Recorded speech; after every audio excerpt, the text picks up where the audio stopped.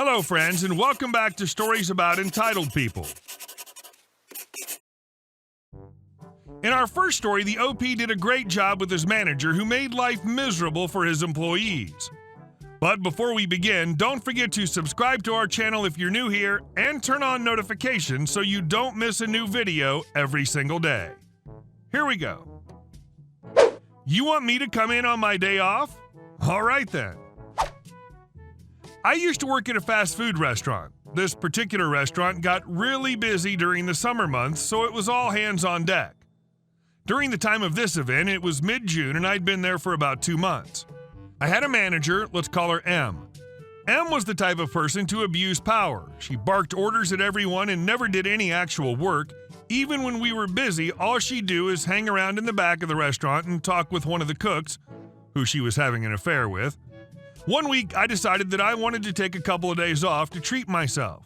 I was going to hang out with one of my best friends who I've known since middle school. Ever since I started working at the restaurant, I hadn't been able to hang out with him at all. So this was a good time to catch up. We usually hung out at his place, with me staying the night and leaving his place in the early afternoon the next day. It was about 9:30 a.m. and I was sleeping on my friend's couch when I hear my phone ringing. Half awake, I answer the phone. Me, half awake. Hello? M, why aren't you here for your shift? Me, what do you mean? M, you're on the schedule. Why aren't you here? Me, I asked for this day off 2 weeks ago. M, it says you work right now, so why aren't you here? I later found out she had changed the schedule last minute and didn't have the courtesy to tell me about it. Apparently they were really busy that morning and they were getting their butts kicked without me. Me, well, I already made plans. M, I don't care. You're coming in right now. Not wanting to put up with more of her bullcrap, I begrudgingly agree to come in. Me, just give me 30 minutes and I'll be down there. I'm out of the house and M, you come down here right now or I'm going to write you up for failing to show up for your shift. So I did just that. Since she needed me right away and every precious moment count, I didn't go home to take a shower or change into my uniform. I showed up about 15 minutes later as I was when she called me, in a stained gray t-shirt and black pajama pants. I clocked in and went to work, making drinks, taking orders, and giving people their food in my PJs. Getting confused and disgusted looks from customers, but I didn't care. I was having too much fun watching M regret her decision. About halfway through my shift, M tells me to go home and that she called someone in to replace me. I clock out and give M the most crap-eating grin as I walk to my car. She never called me in to work on my days off and always made it a priority to notify me when she felt the need to suddenly change the schedule. And our second story. If you need to sit down, go to medical. Backstory. This happened when I was pregnant while in the Navy and got sent to a limited duty station. I essentially worked in an office full of pregnant/injured sailors with a couple supervisors who were absolute jerks to the pregnant women, because we all got pregnant on purpose to avoid sea duty, of course. I happened to be the most senior pregnant woman there at that time, senior enough to know my rights and to call out BS. One of the things we were still required to do is PT, workout for you civilians, 3 times a week within the bounds of our physical limitations. For pregnant women, this typically meant no sit-ups, push-ups, or jumping jacks, no standing or walking for more than 15 minutes, and running at our own discretion. Typically, we were allowed to do our own thing as long as we did some kind of workout, stretching and yoga balls counted, for the 30 to 45-minute duration. We'd requested to be allowed to attend the gym's pregnancy yoga class, but were denied as it started at 10 a.m., middle of the workday, leaving us 30 unproductive minutes before lunch.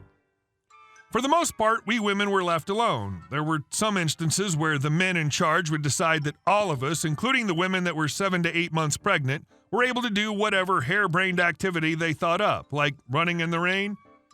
I'm typically able to shut down those pretty quick. Needless to say, I wasn't very popular with our supervisors, but I always had documentation to back me up. As I entered my 3rd trimester, my anemia kicked in full gear, and I started getting super lightheaded and having tunnel vision. Regardless, I never called in late, always made it to work on time, and did my yoga ball exercises during PT. One morning, I started having tunnel vision and slipped off my yoga ball. As I was sitting there trying to put my head between my legs, someone grabbed my shoulder and started yelling at me to get off my butt and effing PT, along with some other crap about how being pregnant was not an excuse to sit down. Once my vision cleared, I stood up and faced Paul, my direct supervisor, LPO, who was still giving me crap. I told him that I couldn't continue PT and would need to sit out the rest of the time, even producing my medical chart that stated I was to be allowed to rest as needed. Paul wasn't having it and told me I wasn't allowed to sit down during PT and that if I wanted to sit, I should go to medical. Cool. I asked one of the girls to take me to medical, and he started yelling about how I needed to get myself there. I looked him in the eye and said, "I'm about to pass out. I'm in no condition to drive. If you will not let someone else take me to medical, I'm calling the ambulance now." This would launch an investigation, workplace injury and whatnot, of course, and also involve paperwork for Paul to do, so he relented but told me I had to find my own ride back to work. So I get driven to medical. I tell the OBGYN desk that I'd been having dizzy spells and my supervisor wants me to PT. Yes, despite what it said on my medical chit. I get seen by a nurse, get some blood sucked out of me, and ushered into the OBGYN department's head office. Apparently, he'd overheard me. I tell him what happened and the past attempts to force the pregnant women to do more than they're allowed to. Doc asks where we PT. I tell him. He raises his eyebrow and proceeds to inform me that he is very familiar with the particular gym that we PT in, and that it was considered a hazard zone for pregnant women, as there are a couple of basketball courts next to the yoga balls, too close to contact sports, and also that it's in the manual that any command that requires their pregnant women to be involved in any type of organized PT, making us show up at certain location at a certain time counts as organized, we're required to submit a PT plan for us through the chain of command.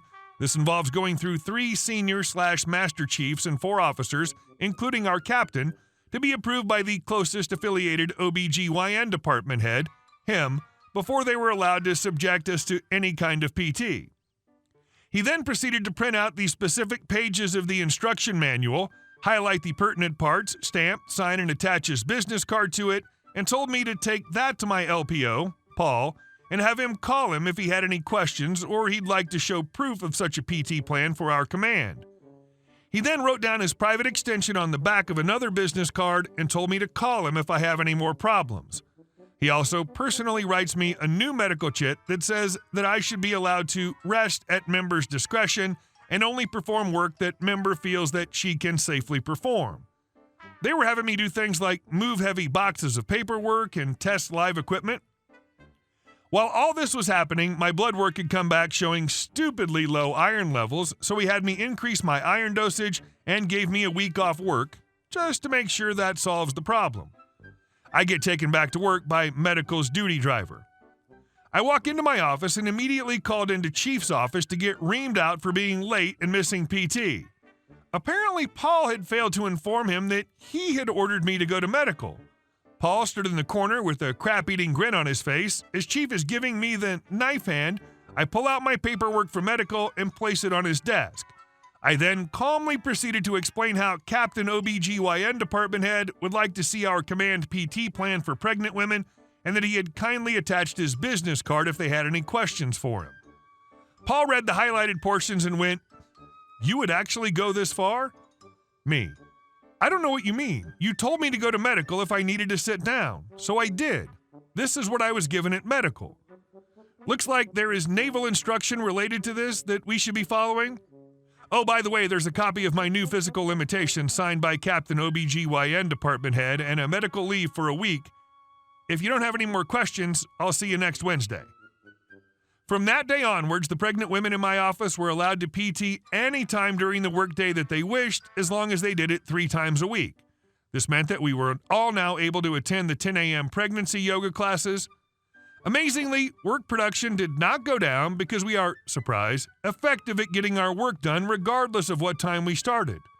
Except now, Paul had to do all the heavy lifting and live electrical work until we got someone who did not have such limitations showed up, because the women were all suddenly issued new medical chits signed by Captain OBGYN department head, specifically preventing them from doing such things, with relevant naval instruction highlighted and stapled to their chits.